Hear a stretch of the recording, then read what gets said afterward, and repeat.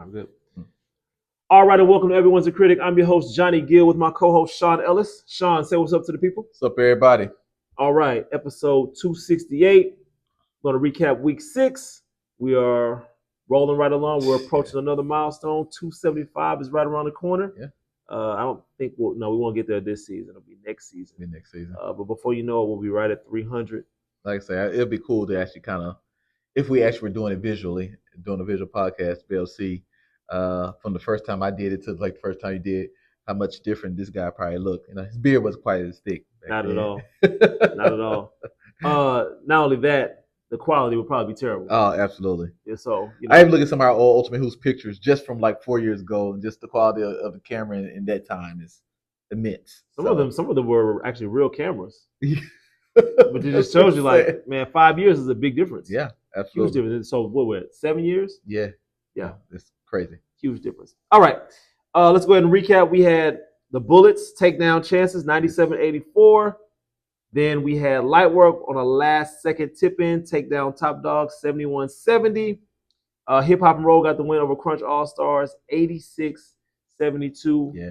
Upset alert, they took down the undefeated Crunch All-Stars, so there's no more undefeated teams. Upset alert. And Who's Your Daddy takes down Mo and Friends in a snooze fest, 117-82. No shade to Mo and Friends. You know I love y'all. I love Mo and Friends, yeah. by the way. I love y'all too. Sean doesn't think I do. He doesn't. But that's neither here nor there. Okay, let's go ahead and get started. We got 3 in the key. We got 2 teams. Two teams that stood out. For me, I got to say Hip Hop and Roll. I thought Hip Hop and Roll taking down Crunch All-Star, a team that I'm a really big fan of. I'm also a big fan of Hip Hop and Roll as well. I like those guys a lot. So I was kind of torn watching this game. Crunch All-Stars being a new team, but a team that I've taken a like to. They just, talking to Ricardo, he basically broke it down. They do a lot of, drive and kick. Yeah. And they neutralized the drive and kick. They didn't overcompensate when guys got beat because they're expecting that kick out for the open 3. And that wasn't there tonight. A lot of times they passed on some. Sometimes they were open, but a lot of times they made a lot of adjustments. And what I noticed the most from this game is that, like we always say about Crunch All-Stars, they don't have long stretches of bad basketball. Mm-hmm. They have their moments where they're scoring and you're not scoring. Right. They're doing good things and you're not doing good things. And before you know it, they're back in the game. They had a moment in the game where they cut the lead to 10. It was 76-66. 66, yeah. And they called timeout. Hip Hop and Roll, right on cue, called timeout. And then they kind of just took care of business that last little stretch there. They actually outscored them that last stretch. Very impressive for Hip Hop and Roll because I thought they were going to fall apart at that point. Yeah. But they actually showed their championship medal in that moment. And it seemed like Crunch they might have figured something out. They continue to get more inbound pressure. So they got the ball in. There was a lot of pressure, a lot of tips, a lot of deflections. But, that was neither here nor there. Chase really, kind of weathered the storm, really helped be the catalyst in this big win for Hip Hop and Roll. Now they're sitting at 3-3. Absolutely. Chase and Rose today were. Yeah, Rose too. They're both for lights out today. Just on the wing, being able to knock down shots, being able to knock down big shots. And every time Crunch kind of made a run, got it down to 6, got it down to 5. Those 2 guys were able to go down and make big shots. And I'm gonna tell you another guy, and he really hasn't got a lot of credit for his play as much recently. But we had a throwback Randy game today where he was dominant on the inside. Yeah, Randy had a good big week last week too. Yeah, a lot of rebounds, and more than anything else, he scored on the inside. They didn't have a guy who could constantly deal with him. We gave KJ Big Kelvin a lot of love a couple weeks ago, and Randy kind of wore him out today. He had him tired to where they had to kind of make some different matchup switches and changes, and they had a lot of different guys on Randy, and Randy was still able to kind of be able to do his thing on the inside. So big game for Randy. Just kind of impose his will and impose his physicality on that team. So we do not have an undefeated team. Not this season. Not this season. And they were looking for history because no team had ever in their introductory season, their first season, ever gone 8-0. And it's just going to stay that way. And, people think I'm happy about stuff like that. No, I just want balance. I want everybody to be competitive. And I feel like if any team's going to beat them, it should be the defending champs, right? That's fitting. You know what I'm saying? That makes sense. So shout out to them, man. And big shout out to Adrian too. He showed today and his physicality was big too. Yeah. So maybe we found a way, a game with Crunch to beat them. Can't play a finesse game with them. Can't play a fast game with them. But maybe you have to grind them. And you maybe got to beat them up a little bit to be able to beat them. We'll see. That was crazy. Man, I just caught it just then. All right, so crazy. You had had one earlier too. I let you make it, man. Yeah, you had another one too. I kind of like you said grind. You said grind. I was like, damn. He said, okay. Go ahead, Sean. You go right ahead. All right, you had the Bullets? Yes, I had the Bullets, man. Coming off a loss last week, this was a open game for them to fall apart against a team who had a big win last week. Another team that went down. Yeah. Chance had a really nice win last week. So coming into this week, playing against a wounded Bullets team. A wounded Bullets team. And the Bullets showed up and showed out. And it's kind of similar to the hip hop and roll game where every time Chances got it within 5, every time they got it within 3, the Bullets made a 6-0 run. Mm-hmm. And now the leads back to 9. It's kind of demoralizing. Yeah. But to Chance's credit, they fight back, get it down to 3 again, get it down to 6. I mean, get it down to 4. Bakken want to get it. That cut it to 5. It was 71-76. Yeah, and that was the closest they got at that point. And then again, another 6-0 run, and that pushed the lead back up to 10, 11 points. So they play with a sense of urgency, and I did the interview with them earlier. They said that they felt like they didn't play with the right level of energy last week, but you could see that sense of urgency because every time Chances made a run, they had a counter for it every single time. Sometimes it was out of a timeout, sometimes it wasn't, and they always had a counter. They always had a response, and like Eric had a great game.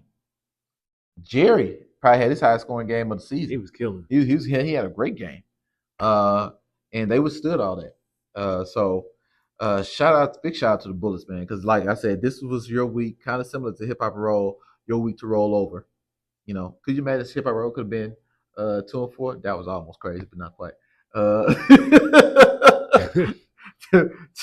They could have, if they've been 2-4, that have been nuts. So they had to kind of really, both teams, I think, just show up and show that real championship medal. And I think, I don't know who to choose at this point as finalists. It's gonna be very interesting these last few weeks. Yeah, I mean, like I said, a lot of teams are getting hot at the right time. Yeah, so, I mean that's big. All right. Speaking of the Bullets, for in their bag segment, we're gonna talk about Keddric Chase. Yeah, is it second? Third. Or third. Keddric made a third. He had a dominant game today. Man, I'm talking about getting downhill, hitting fadeaways, and just one-legged threes. One-legged threes. It was just dominant game for himself. He was dunking everything. When I say dunking everything, he had a windmill. Yeah. One leg, 2 legs. One leg, 2 legs. He went down the lane, just springing. I was like, man, this dude right here. What a time to be young, huh? I mean, my gosh, he made that look easy. First of all, he's so fast. So when you're that fast and you're that athletic, it's a lot to deal with.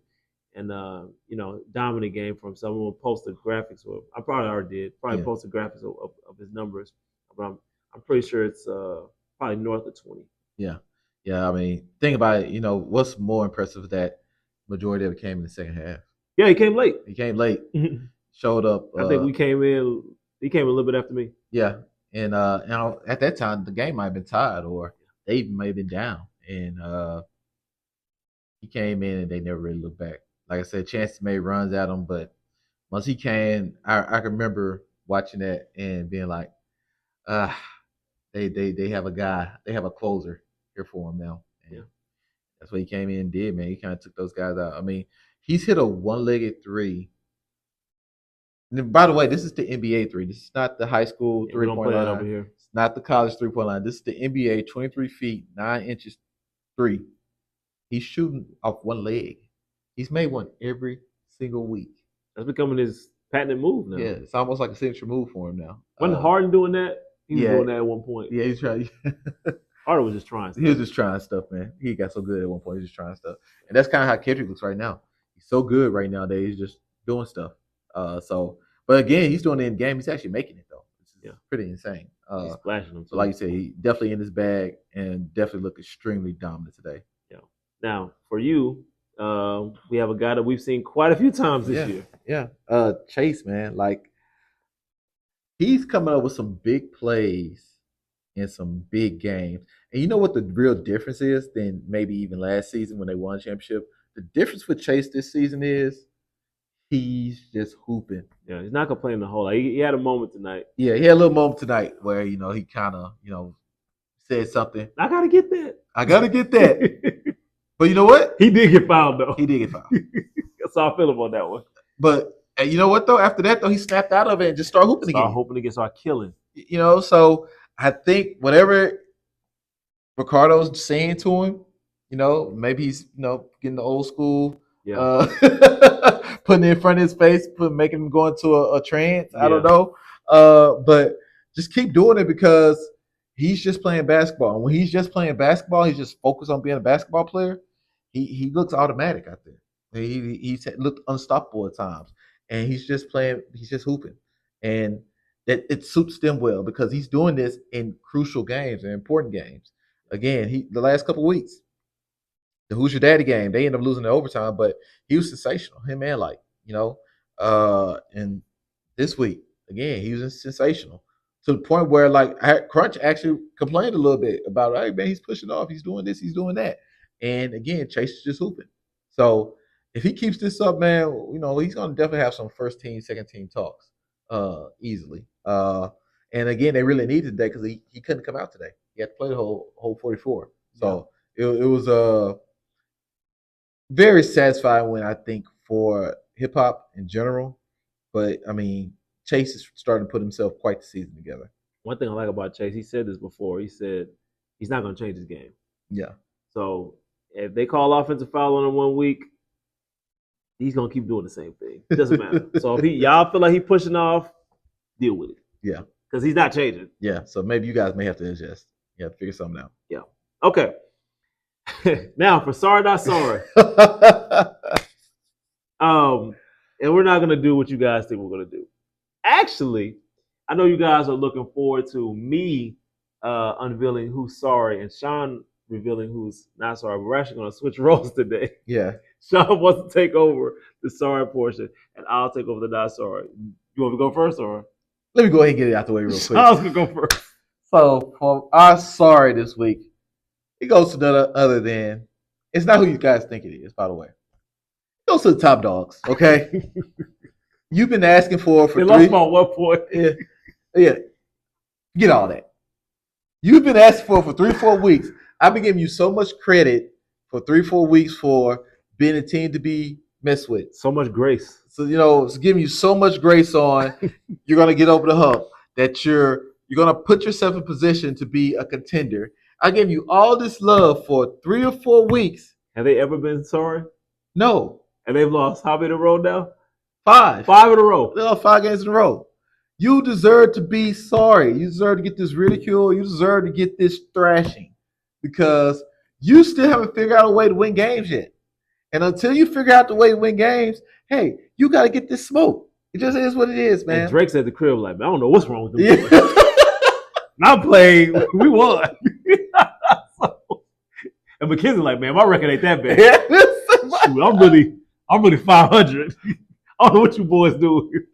Hey, look, man, whether it is attendance, whether it is play, you got to figure out a way to get on the winning side of things, man. And it's getting pretty ridiculous at this point. And I'm looking at it even now. You have the lead with 1.4 seconds to go. Find a way to lose. You still find a way to lose. Granted, yes, you lost by a tip-in. You lost by a last-second tip-in. Whatever, you lost. Didn't box out. And then so until you guys figure out how to win, you got to get this smoke. You are sorry, and I've been telling you that. Hey, I'm getting. There's a short. Even go look through the shorts right now, guys. Hey, by the way, y'all gonna be on the short this week too. Yeah, this is great. This is going great. If you go look at the shorts, I gave him grace on the shorts, saying that hey, I gave y'all not sorry after a loss. Yeah, I gave y'all not sorry after a loss. Y'all in the middle of a losing streak, and you guys have continued to lose since then. Nah, man. And then on the last play, they throw the ball to the one non-shooter they got. I mean, you're asking for it. Yes. Hey, look, man. The one guy that can't shoot gets the ball with 1 second left. Y'all gotta get this smoke this week. Again, I got a lot of love for you guys, obviously. But look, man, until you guys figure out how to win a game, you guys are sorry. Definitely for this week. Yeah. And maybe going forward. Hey, man, y'all got to get out this funk. Because I'm tell you right now, y'all lose next week. Sean probably gonna nominate y'all again. I got to, man. I gave like 4 or 5 weeks of grace, man. They have not been on sorry, and they've lost 5 games in a row. It's unbelievable. We even went out of our way to pick the Timberwolves.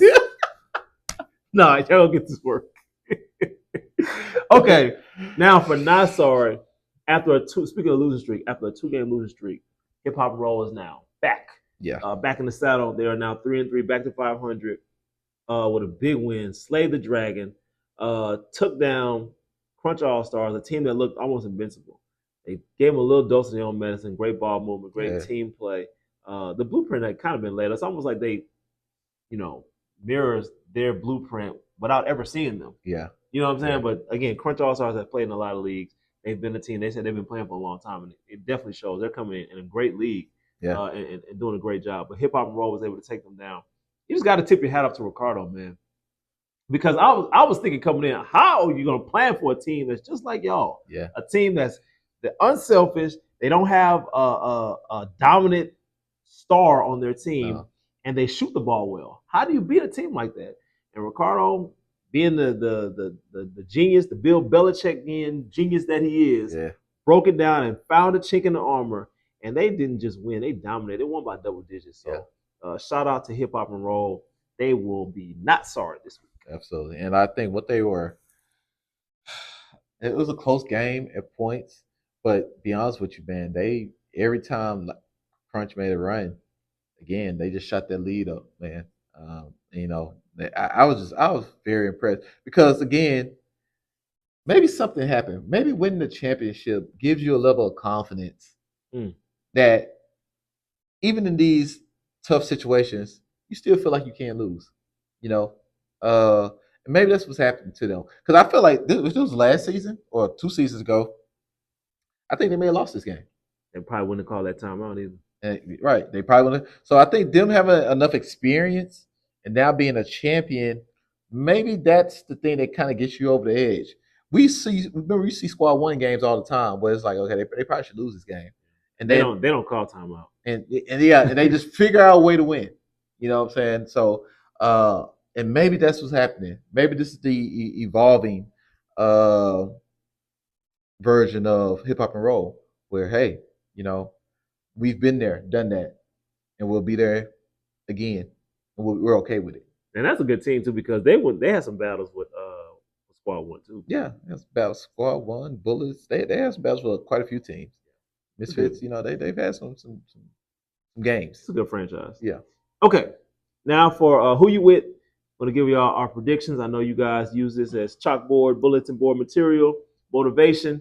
How did I do this week? I know I got the Hip Hop and Roll game wrong.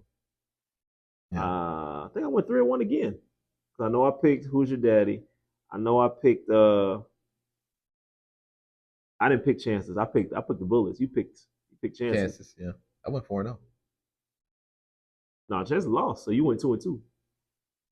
Oh yeah, this your second week. This your second week going 2-2 again. Yeah, that doesn't happen very often, man. Yeah, so we'll see, man. I mean, I want to go 4-0 this week. Yeah, I've been 3-1 the last 2 weeks, and thanks to Hip Hop and Roll, I didn't get a perfect skill this week. So here we go. Light Work versus Mo and Friends. I got light work. More friends, no disrespect. I don't think you guys have a shot. I'm not gonna do a complete spoiler alert, but I do. Next week might it might change. But I got light work. I got them winning. They just don't score a lot of points. But I don't know. I mean, light work. They're capable. But if Mo and Friends play like how they play today, light work might actually put some points on the board. So I'm gonna say they win 87-75. Good score. I actually think, especially since these two teams kind of know each other. Well, I Mo and think Friends plays them good too. yeah, I think more friends actually show up next week. They both got black jerseys. Well, they better wear those white and red ones again. Yeah. Although they might not want to after the day. We're gonna need them to because Lightwork got black jerseys. Yeah. So yeah, more friends. If you're watching this episode, please wear the white and red jersey again. We appreciate I hope Mo and Friends still watches our episodes. I think they've probably been tuning this out for the last few weeks, but no fault of mine. Yeah. No I really hope Mo and Friends are still watching our episodes. But no, I'm gonna go. Like I said, I think actually they're gonna compete this game. Those guys are kind of familiar with each other, so I'm gonna go Mo and Friends. Oh no, I'm gonna go light work. 84-78. 6-point win. That's saying a lot for Sean. Y'all know my formula, so you really think y'all gonna lose by 18? It's times 3. Anyway, who's your daddy versus Top Dawgz?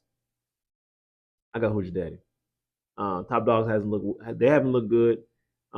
They had a slow start today. They kind of, fought back and got back in the game. Like we said, they took the lead. You can't have slow starts against this team. So I got who's your daddy winning.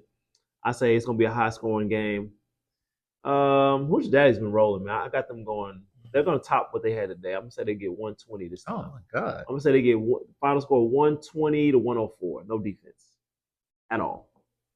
It's gonna be high scoring. I'm gonna agree with you again.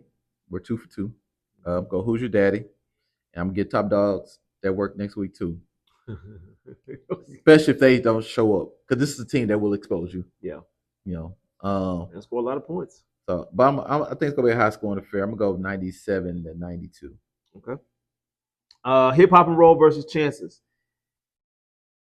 So these last 2 games will be good games. I'm not gonna pick against hip hop and roll again, although I do like chances. I think hip hop will continue to win. I say they win this game. Low scoring. I'll say 75-72. Low scoring affair again. I agree with you on that one. Man. Might go 3-3. Chances has an opportunity. Whoever loses this game is gonna be below 500. Yeah, which sucks because those are 2 good teams. 2 good teams, but it tell you how even the league is this season, how balanced it is. Both these teams are 3-3. Both of these teams are basically, this is for a playoff positioning game. Mm-hmm. So this is huge for both teams. Will they have an answer for Ellis? You have the answer for a lot of guys. And with if Cam's here, Rove, they have those wing defenders. Me and you will go 3 for 3, man. I'm gonna go. I think the last game we're gonna disagree. Hip hop. Also, then low scoring affair, 70-68. Yeah. And the final game, a 10 o'clock game. Final game might this one might be the game of the night. Bullets versus Crunch All Stars. Again, torn. 2 teams that I really rock with, man. Gosh. And this is, I think we have to, break the tie somehow on this one. So I think we're gonna probably go opposite sides, which I'm fine with either way. Man, the way the Bullets look tonight was very impressive. And Crunch did not look good, but I just can't see Crunch losing 2 in a row. Can't see that. Not right now, I can't. So I'm gonna go Crunch. I'm gonna go with conventional wisdom. I'm gonna pick Crunch to win the game. Probably in the 90s. I'll say 93-71. 93-91. And I actually said in the interview today, if you go watch it, I said Kevin's gonna pick against you guys next week. Who crunching the Bullets? The Bullets. I told the Yeah. Bullets that. I said Kevin's gonna pick against you guys next week. And Sweat said, "Bring it on, bring it on." Yeah. And so I told you, Sweat. I told you he was gonna pick against y'all. I told you. It's not about what y'all are doing. It's more about what they're doing. Hey, I want to hear all that. That's what I always told say. you. It's more about them. That's my go-to excuse. I told you he was gonna pick against you guys, but I'm actually gonna pick the Bullets here. I really liked how they looked today against a very good team, a quality team. Good. I think they're communicating better. I don't want to see Crunch lose 2 in a row, but I think it's just the luck of the schedule, and I think Crunch gonna take the L, and I'll get the Bullets here, 86-83. One possession game. I like it. All right. Now for our trending topic. Yeah. The New York Knicks Knickerbockers fire their head coach, Tom Thibodeau. And a shocking development that a lot of us did not see coming. Tough, man. When you have that much success, you make it to the Eastern Conference Finals, and front office, the team, whoever makes the final decision that says that we're going to move on without you. It's a tough situation to be in. And again, Tom Thibodeau is a great coach. Yeah, he is. But I think in this situation, I don't think his voice fell on deaf ears. I don't think that's what the case was. I think it was a situation where they probably wanted to move him upstairs and make him an executive, kind of like what they did with Brad Stevens, and he probably wasn't going for that. So they probably was just like, well, it's either that or you're gone. And it was probably a mutual firing. So I think they just kind of wanted to part ways. Tom Thibodeau is very, I would say, not a polite way of saying it, but he's stuck in his ways. Yeah. He believes in playing guys heavy minutes, making guys earn their money. Might be not using his bench to his detriment this time. Yeah. Because I thought McBride probably could have played. I thought he could have played some really important minutes in this series. You throw him in there, and you make him attack and be the guy and be one of those guys that because he could score. He could score in bunches, and you get a situation where Jalen Brunson ends up on Halliburton. Halliburton's gonna have a tough assignment because he can't do anything with Jalen Brunson. So I just thought they missed the ball on that one. I thought some of their rotations were a little off. Cat put the team in some tough situations, and I believe the Knicks, they might be shopping Cat, and I think that was Thibodeau's pick. That was his decision to get Karl-Anthony Towns, because remember Karl-Anthony Towns played for the Timberwolves, and Thibodeau was the coach there at that time. So I think it was his idea to bring him along, and so with it not working out in the postseason, Cat doing the same thing, basically what he did in Minnesota, fouling, making bonehead plays, taking ill-advised shots, getting exposed basically at the wrong time. And, again in the conference finals, ended up costing them. So I just thought their philosophy all along was bad. No pick and roll action with Cat and Jalen Brunson. It was a plethora of things that you can point to, and it all boils down to coaching. So again, I think they wanted to go with a new guy. I've been hearing rumblings of what's Villanova's coach? The guy that used to be the coach. Jay Wright. Jay Wright. I've been hearing Jay Wright. I think that's a terrible idea if they do that. But again, just a lot of things that the Knicks did wrong, and again, it just boils down to coaching. Hurley already shot it down. Hurley can't coach the Knicks. He talk crazy to players. Yeah. He gonna get choked out. Can't talk to NBA players like that. He be talking crazy. Yeah. This is probably why he doesn't want to go to the NBA. Yeah. Stay where you at, where you can control guys and talk crazy. Could you imagine him being there with LeBron and that crew, probably in there? LeBron gonna be like, hey, he gotta go. Have certain practices, I think Tom Thibodeau's an excellent, especially defensively, coach. Respect the guy. Saw him come up a long way. I remember he used to be a Rockets assistant when Jeff Van Gundy was here. 15 years, 20 years ago. He took an assistant job not too long ago. Yeah. He got back in head coaching. And so I feel two ways about it. I put it like this: this is a terrible idea unless the Knicks already have their guy. Yeah. You know. You don't got your guy. What are you doing? Yeah. If you don't have your guy, what the heck are you doing? Now, if you already had your guy in place, kind of like and let's be honest, when the Rockets got rid of Steven Silas, they already knew they was gonna get Udoka. You know what I'm saying? It just is what it is. That's somebody that will help the Knicks. And that's somebody. And you know what? I wouldn't be surprised if they made that phone call. Yeah. And chucked a bunch of money at him. I wouldn't be surprised. Now, again, if the Knicks already have their guy, I could kind of understand it. How much is he getting paid Houston? Like $11 million? Yeah, something like that. So they would have to pay him $22 million because it's half in New York. Yeah, for real. So I ain't coming. He's in a great situation down here. So I don't know if he'll want to leave because he's in a no lose situation down here. Yeah, cost of living is cheaper. Yeah. State taxes. Yeah, Houston. Yeah, it's probably his type of town. Right. You know what I mean? So again, if the Knicks have their guy in place, bet. But let's keep it. If we keep it a buck, the Knicks have not won a championship in 53 years. They haven't reached the Eastern Conference Finals in 25 years. They haven't had back-to-back 50-win seasons since 2000. Actually, no, since 1995. That's the last time they won 50 games back-to-back years. So Melo only did it once, then lost, then did it again. Yeah, it was like yeah. So he had a 50-win season, then he had a 40-something win season, then 50-win season, then it was back and forth. So think about that. And yeah, you've had players like Carmelo Anthony on your team since then. You've had Stephon Marbury, Amari Stoudemire. It hasn't like you hadn't had great players during that time span. He's been the only coach to kind of accomplish these things in the last 30 years. Like, think about it, when they had the level of success they currently have had the last couple seasons, I was 10 years old. Not to give away my age, but I was a kid. I was a baby. I was a Knicks fan then, actually, too. When they had Sprewell and all that. Yeah, so huge Knicks fan. I was a very, very, very, very young kid. Some of you guys that play in the league probably weren't born yet.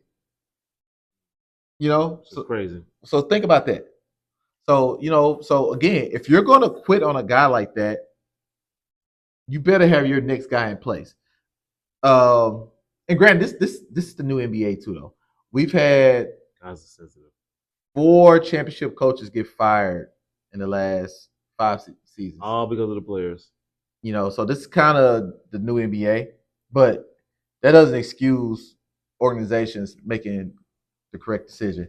The last time I think this actually worked was Larry Brown in Detroit. They actually fired Rick Carlisle after he took them to the East Conference Championship. Yeah. They fired Rick Carlisle after he took them to the East Conference Championship. In a similar situation, like the Pistons hadn't done that since Isaiah Thomas, And Larry Brown came in and they won a championship. So it looked like the right decision, right? They might be getting Ime. So yeah, unless they get somebody like Ime Udoka, who's another really good. I mean, don't get me wrong. There's been some guys who got fired recently. Mike Malone. Budenholzer just got fired, but no, he's probably done. No, for realistically, he got a bunch of money for Phoenix. I'd be chilling at the crib if I was him. What's my other guy that Phoenix had that they fired to? Phoenix, they could get any of the Phoenix coaches. Vogel, yeah. Vogel. What's the black guy name? That was in Detroit last year. Did a terrible job in Detroit last year. I got his face. But yeah, their whole crew, Monty Williams. Monty Williams. Yeah, like that boy got bread, man. He ain't doing nothing. He bred it up. I wouldn't come back. He got like 4 teams paid him. But yeah, unless you got your guy, you don't quit on a guy who's taking you that far with these players. Yes, he has his drawbacks. They all do. But again, if you don't have your guy in place, I think it's a bad idea by the Knicks. But he loves basketball too. Like that dude, he's that's all he do. Yeah, he said he don't even be leaving his office. Yeah. So again, I wish the Knicks the best, and I wish Tom Thibodeau the best, and I'm assuming he'll have a job soon. He's probably gonna get. I mean, he's still gonna be getting paid from the Knicks. I don't think his contract was up. No. He's probably gonna take maybe take a year off. Yeah, maybe a year off or be an assistant or something else. I don't know. Like I said, he bred it up. It don't matter. Yeah. Okay, episode 268 in the books. We're gonna be at week 7. The next time we do another pod, it'll be episode 269. Looking forward to that. We got we got 2 and 2. We got 2 good games, probably 2 not so good games. We'll have 4 good games this week. I'm feeling good about it. Hey, I'm not gonna lie to y'all. I'm not gonna lie to you. I'm not gonna lie to y'all. I don't think it's gonna be too good. I think it's gonna be 2 good games and 2 games that won't be so. I don't want to say blowouts. I'm hoping for it not to be blowouts. I believe in more friends. I do. Oh, I haven't said anything about more friends. I just said 2 games. See how you do? I believe in more friends. See, I didn't even say that. I said 2 good games, 2 bad games. That's all I said. Look. You're projecting here, sir. I didn't project. Okay, live from Cypress. I'm Johnny Gill. Shuan and Kevin. We're out of here.